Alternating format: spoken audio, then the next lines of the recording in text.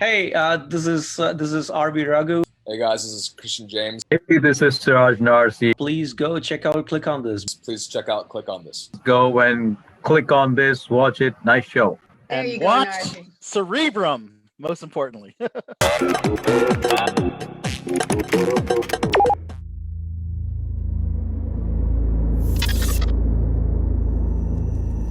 the FBI catch wind of what we're doing here, do you know how much jail time we could be facing? Okay, Article 4C specifically sanctions against all non-chemical memory loss cures. Tom. I don't trust myself anymore. Why don't you explain to him what we do? You know on a computer where you can back up and restore? Copy the data. If you get a virus or something like that, you can fix the computer. Only we fix brains here. You still have beef with him? You're the last person who should be talking about showing up. But you can't just throw him away like an old boot. He's in your blood, whether you like it or not. Wake up. He's growing up quick. Try me again. Hey, Bruno! Bruno! Hey, come on. What happened? Where's your dad? He isn't here.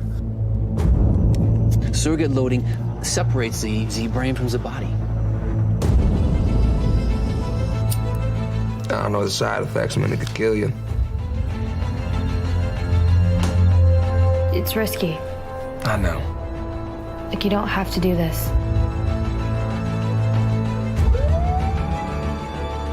If it works like he says it should, we will take it from him. Then it's gonna go back to its original state. Okay, you know what your dad said. You might have already damaged yourself beyond repair.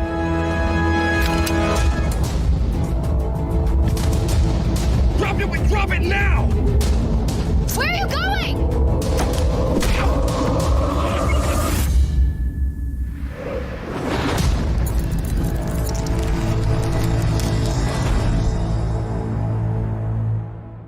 Yes, Al Soto along with my co-host, the wonderful. Desi Velez, welcome to Click on This. Yes, we're here with the team behind Cerebrum, which is an amazing film. Let's go ahead and introduce the room, the virtual room, if you will. If you could introduce yourself and your role in the film. You're the star, man. Come on. My name is Christian James. I play Tom Davis in the film. Great. We're also joined by the minds behind this great film. Please introduce yourselves. I'm RB Raghu, writer, director, and co-producer. Hi, this is Siraj Narsi. I'm one of the producers for the movie. Well, first, guys, I'd like to say that I was just completely entranced by this. The quality of the script, the story, the acting, the cinematography, the virtual effects.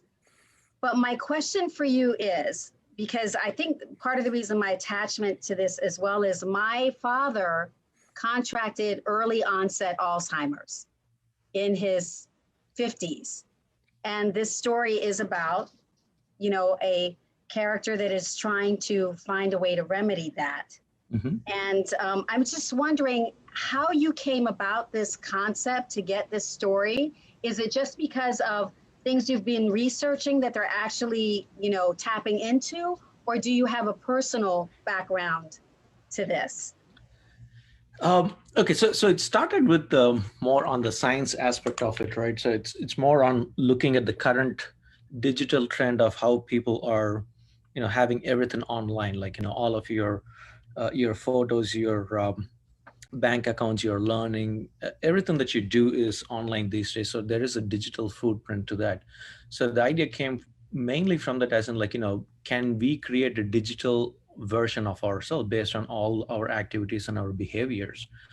So that's where it started out with. But the question was not to make it, you know, a science fiction film just for the science of it, right? Just saying like, oh, this is cool. You can back up your memory, go throw it out there. A bunch of people just, like, you know, just jumping around doing whatever they are doing. That was not the interest or the story that I wanted to tell. I really wanted to tell, like, how is it going to affect a family? How is it going to affect a person if this comes out? I saw some influences with the show Altered Carbon. Has anyone in the room seen Altered Carbon, where it's pretty much you're putting a digital brain into a new host, and I saw some of the similarities.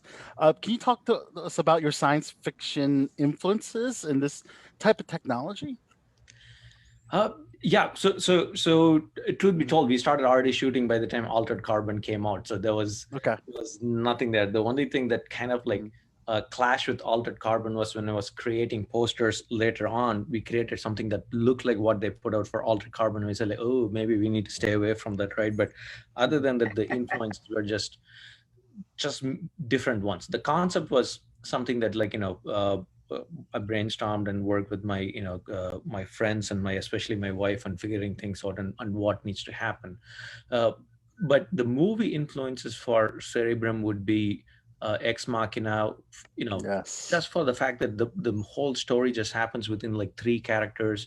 My thought for the character was supposed to be like much more like, thin built, meek and whatnot. Then when I saw Christian, like, man, this guy looks like a football player. I don't know what he can do. Then I said, okay, let's do a table read. And he came into the table read so prepared for this character. And I saw it, like, it took me like maybe 2 minutes to, go through them and say, okay, this is the guy. He got it, right? He for the table read, he had the essence of what was going to be required of his, character, that he needs to like play, multiple very like, without giving too much away, like he has to give like so much variation in his acting.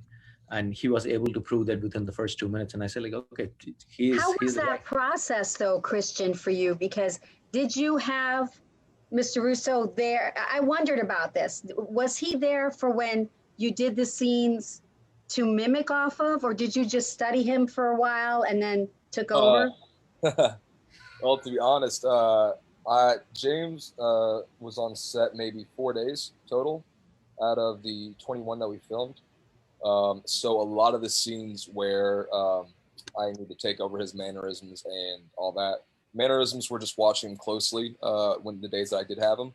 And then voice matching was a lot of I would get a headset and I'd be like, hey, can I get some playback? And they would just play some audio recording that they had from a scene that they shot the day before, and I would match them. Wow. That is fantastic, Christian. Thank you. Tell us about like going into the table reads in the first pre-production phase before you started shooting. How did that go? Man, it was a whirlwind. There wasn't a lot of time to prepare because I got brought on, and then 3 days after we had the table read, we started shooting. So it was a very quick process. Wow. I got the phone call. I got the contract. I said, hey, you got a table read tomorrow. Go. And went, and we ran through it. It was a great time. And then I believe like 2 days later, we all headed out to the desert and started filming. Yes. So Arvy, you're keeping everybody on their toes. Talk about pressure. Yes, I operate on the edge. You said it right. How did you come in all this? How did you and Arvy meet? And how did you get what a fabulous crew. I mean, the sound, the music, the sound effects, the visual effects, the cinematography. It's like a perfect dance. I met Arvy at a local film meet here in Houston, and it was Arvy had been to those meets before, but for me that was a really first time. I'd just been thinking about getting into film production, making a short film or something. I really didn't have any clear ideas, just a desire to do something in the film world. And I meet Arvy, and we start talking, and he talks about his story, his script, and I really liked it. And that's how I thought, this is something that I want to get involved in, because the story was exciting. Arvy had a vision behind it that I thought that we could implement together. The story, it's not only just science fiction, but there is a very warm human element to it. And that appealed to me more, honestly, really, than the science fiction side of it. And even the science fiction is really, how do I say this? It's very, in its form, it's kind of primitive. It's not really that very hi-fi type. The whole story is set in a barn. It has a very rustic feel, things like that. So this is an incredible interview. We definitely urge all the listeners and viewers of Click on This to please check out this amazing film, Cerebrum. Definitely gets a cerebrum running. That's for sure. It gets my brain running. And kudos to you for getting. I'm assuming you shot during the pandemic. No, luckily, no. yes, it is right. We shot. We shot in December 2018, and the first fell, and the second one was done in February of 2019. So it was quite some time before the pandemic, and we were able to finish our post-production pretty much by the end of early 2020, I would say, when the pandemic had set in. Wow, you guys are so lucky. Very much so. It's just that when time came to release the movie, the pandemic had set in, and I think that was you'd have a lot more challenges then, right? Yeah. Had you been shooting in the pandemic? The world changed. If we had shot during pandemic year, Christian would have played all the character, I'm sure. That's brilliant, man.